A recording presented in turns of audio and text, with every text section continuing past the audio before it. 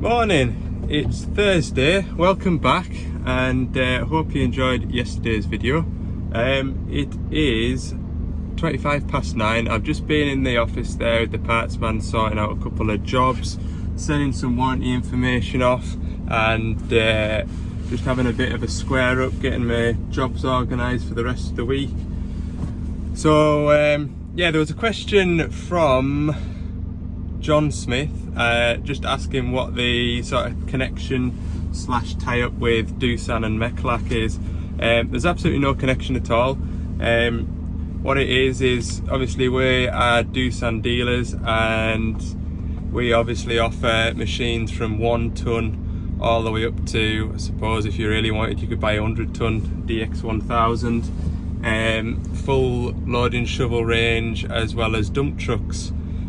So to kind of complement our mini diggers and sort of 14 tonners for site work and things like that, obviously the smallest dumper we can provide at Orange is a 30 ton dump truck, which isn't so handy if you're just in and out of somebody's back garden loading a skip. So I think we took on the Mechlac agency, I want to say back end of last year. So it's a completely new product to us, and it just means that we can offer a sort of full service really for, you know, ground workers. We can do the diggers and we can do dumpers.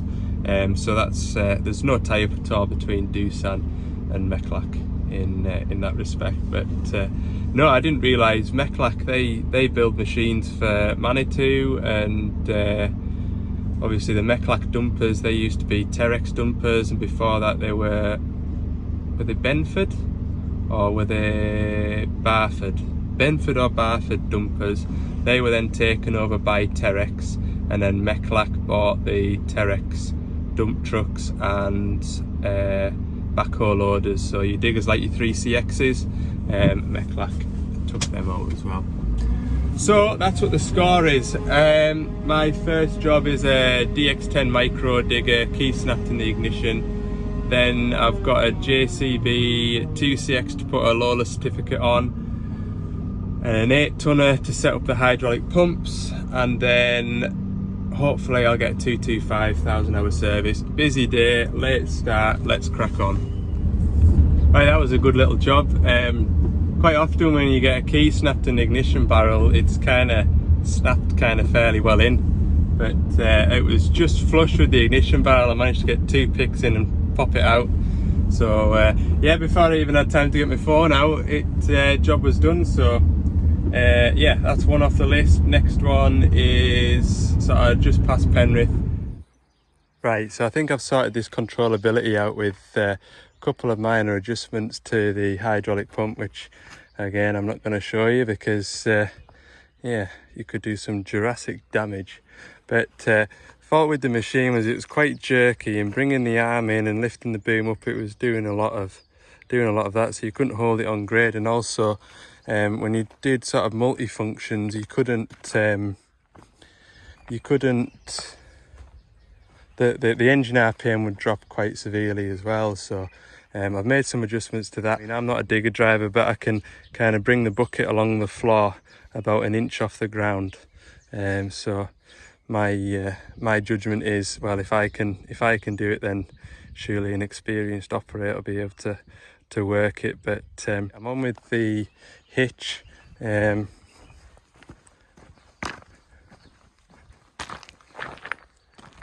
I'm just pulling this valve out of here. It's like a check valve, I think, to stop oil going back the way to the digger.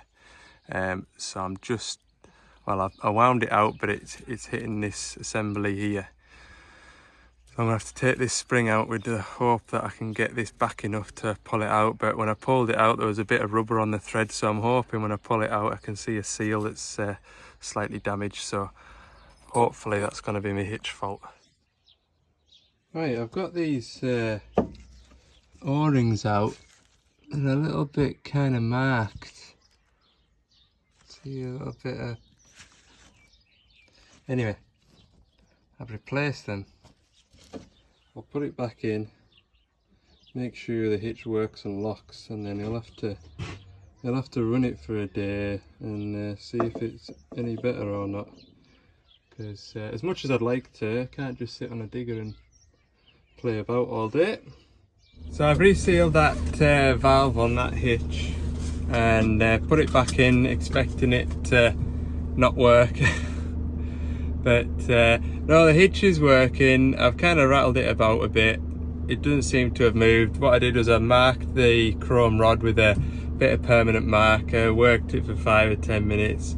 The rod hasn't gone into the rams, so it's not moved there, but like I say, it kind of takes a day's work or so for it to work its way slack, so we'll see what happens with that one. That might be a return job, but we'll see. Right, I need to go and find a JCB now, so yeah, I don't even think I've got a JCB key. If there's no key there, I don't know what I'll do, but it's just a Lola certificate, so you know, check it over, make sure it's safe to work on site, and then I'll get through to me 225 for a 1,000-hour service, and that'll definitely be the day put in. 1:45 now. So I'm just at this JCB 2CX. I've to put a Lola certificate on it. So the first thing I've come across, to be fair, was I had a key, but it's got an immobiliser, and I can't get any signal in here to find out if there's a key on site for it. But I've continued to have a quick look over it, and this seat belt's jammed, so that's an instant fail. There's no operator book with it that I can see on the machine, so I can't even get safe working load data off it for the safety certificate. So it looks a tidy machine, and if they can sort that seatbelt out, then at first glance that's all I can see that's wrong with it.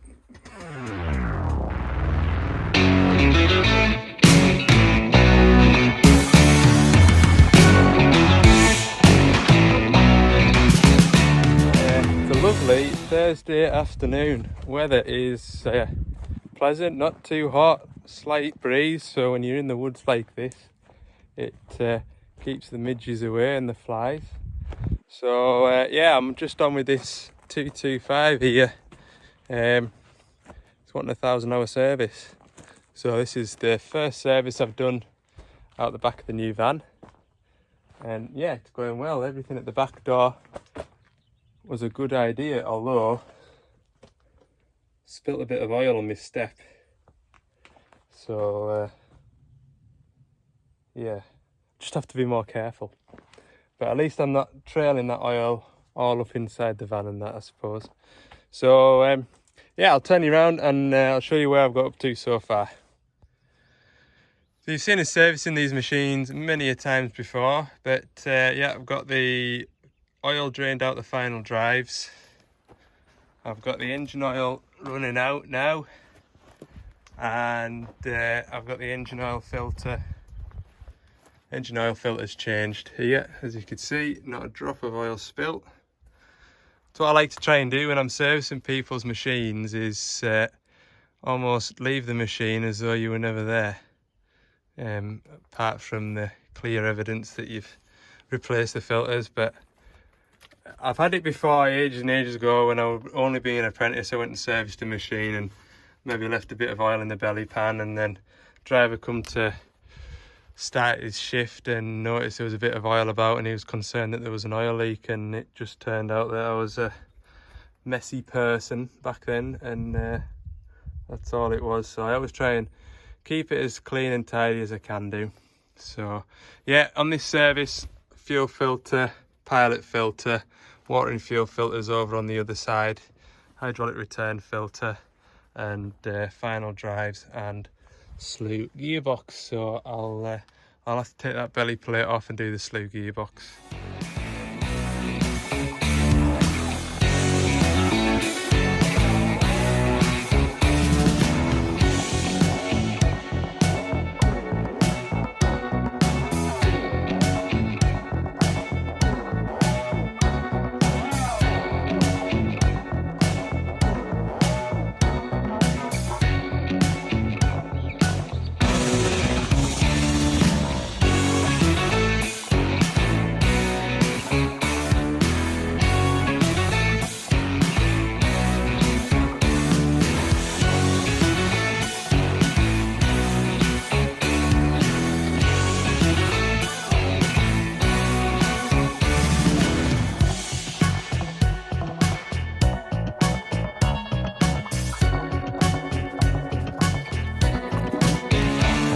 Right, let's see if it starts.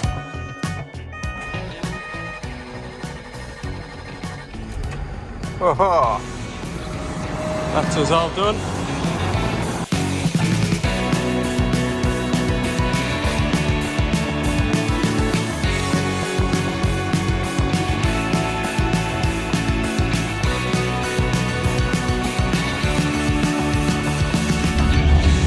Morning, it's Friday, it's 8:30 and just loaded up for the day. I've got to go up through into the borders today, so a bit of a road trip again. I've got a dumper that needs the park brake adjusted and calibrated. 27, I've got a tailpipe in the back of the van, it's fallen off. And then finish the day with a service on an 8.5 tonner in a skip yard. So that's the day for today, but all the machines are kind of in a little triangle, so I don't know which one to go to first, because when I get up into the borders, do I go that way, that way, that way, or do I go that way, that way, that way, that way? 6 and 2 3s and half a dozen. I think I'll start with the dumper first, and then decide then. Right, I'll catch you up there. Right, we're 10 o'clock. I'm still 40 minutes, half an hour, 40 minutes away from my first job, which is the dumper handbrake. The owner of the 8.5 tonner, the driver of his 14 tonner has phoned to say his machine's due a service, 2,000 hour service, of which I don't have the filters on the van. Even in my old van, when I had filters for machines, I didn't carry air filters just because they were big and bulky. So I've got Dan, the parts man, he's going to meet me in between jobs, so I'll go and do the dumper. When I finish the dumper, I'll give him a call because he's got to head to Dumfries depot. I'll give him a call when I finish the dumper, and I'll catch him either between the dumper and the 2.5 tonner that I've got the tailpipe to put on, or after I finish the tailpipe job.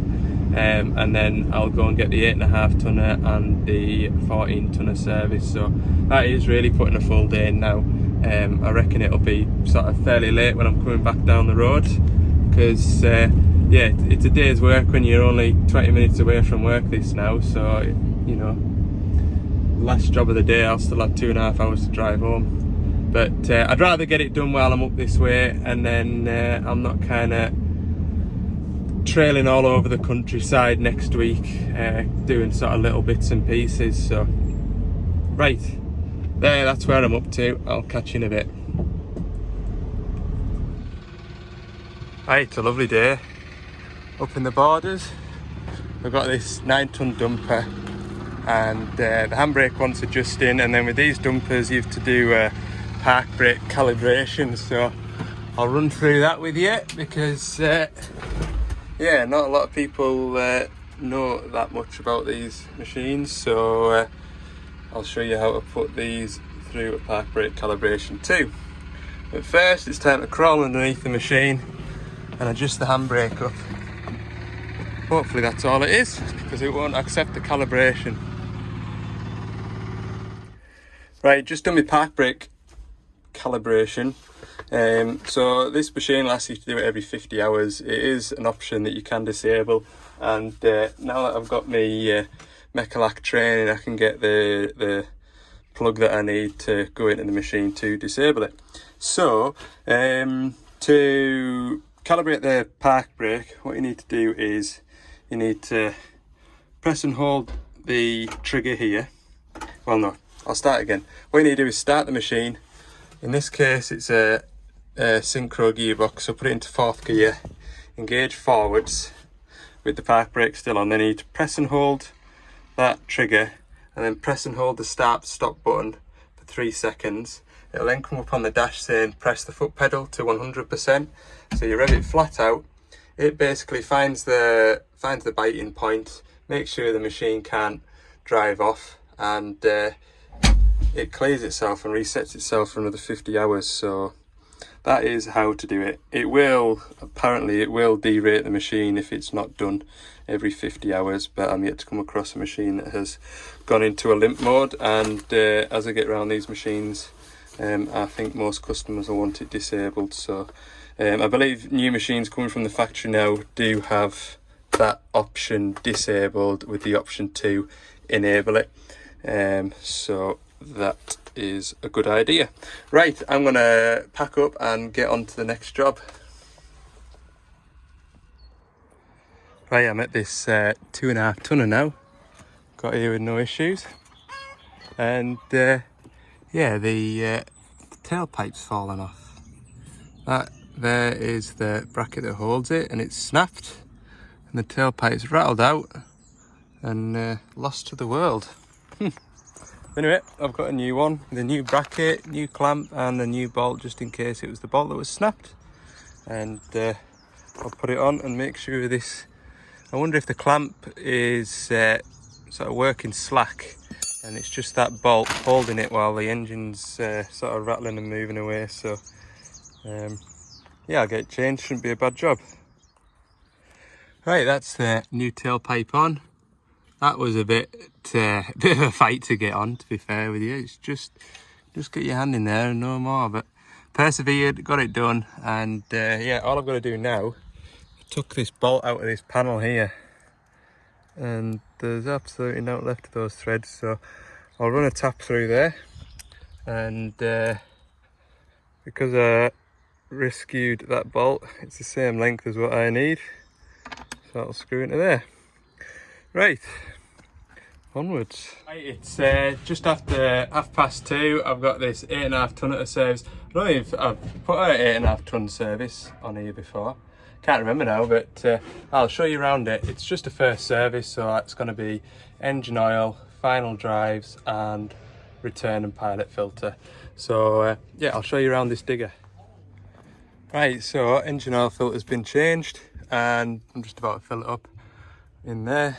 Yeah, all you have to do is park it cross-tracked, take the belly plate off, get the sump bung here. Well, only criticism with these machines is, so can you see that hole there? That's like a little cup, so when you take this filter off, the oil runs into that little cup and then it dribbles out through that hole. But that cup fills up really quickly and it kind of makes a mess down in the bottom there. And it's a nightmare to try and clean it out, especially since they've added this second or third fuel filter. It used to originally just be that one and that one, but this one's been added as well now. So, you know, once upon a time you could get your hand in down here, whereas you kind of sort of tight to get in among this lot. But other than that, like I said, I like to try and keep things tidy when I'm servicing machines. So I've done my best to clean up in there. So all that's left now is there's a pilot filter behind this wall here, so I'll take the cover off once I've closed this bonnet. And then there's a return filter in the hydraulic tank, which is under that lid there. And yeah, that'll be this one done. Oh, of course, I've got the final drives to fill up as well. So yeah, this machine's only done 250 hours. It's still got a bit of colour about it, but it is dark. There's no sparkles in there, which is what we like to see. So no, not looking too bad. Right, so here's the pilot filter. I've just taken that cover off the middle, and that's it there. 24mm spanner underneath it, and quick little prayer. Make sure it's, hopefully it won't be too tight. But yeah, it's not a bad one to do either. Right, that's it serviced, and apparently the next one is just up the road, so we'll go and find it. There we go, last digger of the day. He's going to take it over onto some hard standing, away from all the dust and stew that is about to be created by that man loading that feeder wagon. Let's be getting on.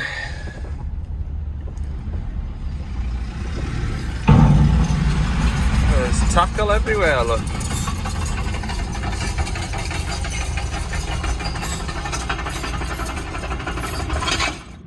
It's just after 5:15 now, and I've finished the service on that 14 tonner. Didn't bother filming much of it or any of it really, because I've done quite a lot of servicing in this video alone, let alone 14 tonners. So I assure you that one is all done. Air filters, fuel filters, cab filters, engine oil filters, engine breather filter, and final drive oils, so that's all up to date. But yeah, I've got 2.5 hours drive now to get home, so we'll call it a day there for the video. Thanks very much for watching. Don't forget, if you haven't already, hit the subscribe button, and if you've enjoyed the video, give it a like as well. Any comments or anything that you want to ask, just put it down in the comments, and do my best in most occasions to try and get back to you. And for more bits and pieces, head over to my Instagram, Ali's Digger Diary, which just hit 1,000 followers on as well, so that is magnificent. Right, have a good weekend all. I haven't made my mind up yet. There may or may not be a video on Monday. I haven't made my mind up whether I'm going to work it or not. There's a couple of little jobs I could get done, but nothing that won't wait till later in the week as well. So I have a feeling I'll be off on Monday, so probably won't be a Monday video, but we'll just have to see. Right, have a good weekend, have a good bank holiday weekend, and see you next week.